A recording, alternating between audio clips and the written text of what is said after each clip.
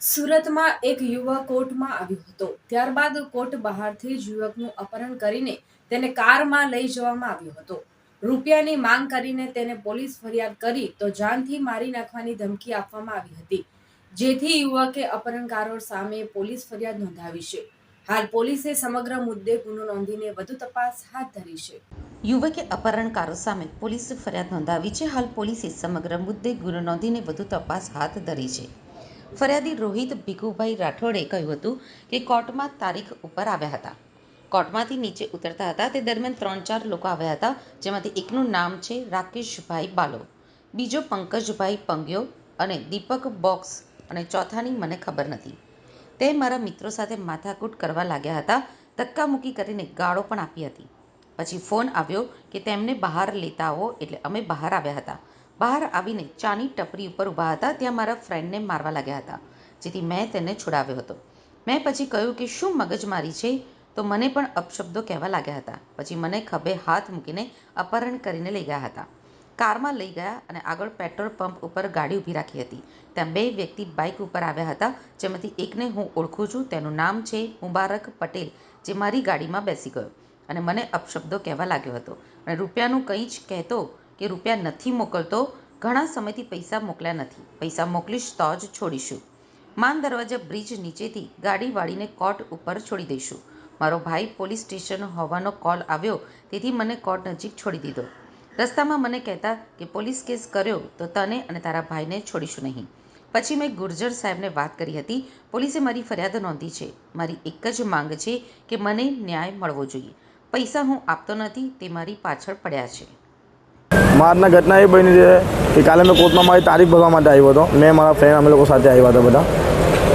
તો અમે લોકો કોર્ટથી નીચે ઉતરતા હતા તો આ લોકો 3-4 વ્યક્તિ પંક્યો બાલો અને આ દીપક બોક્સર આ લોકો બધા આવ્યા। પાર્કિંગમાં મારા ફ્રેન્ડ જોડે સાથે ઝઘડો કરવા લાગ્યા।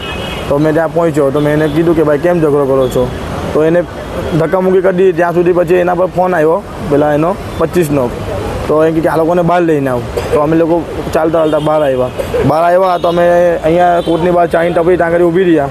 તો એ લોકો અમારા જોડે મગજમારી કરવા લાગ્યા। તો એટલામાં પેલો દિવેશ મારા પાછળ હતો, તો એ દિવેશ આગળ આવ્યો એટલે એને મારવાનું ચાલુ કરી દીધું। લોકોએ 3-4 જણા મળીને આ લોકો 25 બાલો આ લોકો એને મારવા લાગ્યા। તો મેં એને છોડાતો કર્યો, તો છોડાઈને જરાક એને દૂર મોકલો તો મને કે તે લોકો લેકે ચલતે, મને કોલર પકડીને ડાયરેક્ટ હાથ મૂકીને ડાયરેક્ટ ગાડીમાં જબરદસ્તી બેસાડી લીધો એટલે મારા ફ્રેન્ડ લોકો જતા રહી ગયા। પછી મને ગાડીમાંથી બેસાડીને એ લોકો સીધો આ બાજુ માન દરવાજા બાજુ લઈ જતા હતા। એમાંથી આગળ પેટ્રોલ પંપ પર ગાડી ઊભી રાખી એ લોકોએ, ત્યાંથી પેલો મુબારક પટેલ કરીને છે એ ગાડીમાં આવીને બેસી ગયો અને મને અપશબ્દ બોલવા લાગ્યો। એના પાસે સામાન એ લોકો પાસે બધું હતું, ચાકુ એવું, ને એ લોકો મારા પાસે બધી પૈસાની વાત કરતા હતા કે પૈસા મંગા લો, तो बोले तेरे को छोड़ेंगे, नहीं तो बोले तेरे को छोड़ने वाले हैं नहीं, बोले और तेरे को उधर आवास में लेके जा रहे, बोले आज तेरा गेम कर डालने वाले हैं। આવી બધી વાતો એ લોકો કરતા હતા। હવે એ લોકો મને ત્યાં લઈ ગયા માન દરવાજા, એના બ્રિજના નીચેથી પાછા લાવ્યા છે। એટલે મારો ભાઈ પોલીસ સ્ટેશન પહોંચ્યો, એનો ફોન આવ્યો મારા પર, તો એ ફોન લાઉડસ્પીકર પર હતો એટલે પેલા સાહેબનો અવાજ સાંભળો તો એ લોકો મને પાછળથી વરાઈને અહીં કોર્ટની બહાર છોડી ગયા છે ને એ લોકો મને જાનથી મારવાની ધમકી આપતા હતા। કોણ છે એ લોકો, એટલા માથાભારે છે અને કઈ જગ્યાએ તમે પોલીસ સ્ટેશનમાં ફરિયાદ નોંધાવી? મેં જેવો મને અહીંયા કોર્ટના બહાર એ લોકો ઉતાર્યો એટલે મારા ભાઈ ઉમરા પોલીસ સ્ટેશન હતા, તો મેં ઉમરા પોલીસ સ્ટેશન ગયો, ત્યાં આગળ પોલીસ જોડે વાત કરી, એફઆઈઆર લખાવી।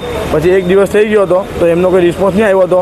પછી એના પછી મેં ડીસીપી ગુર્જર સાહેબને ફોન કર્યો હતો, એમનો સારો રિસ્પોન્સ આવ્યો અને મને પોલીસ સ્ટેશન જવાનું કીધું।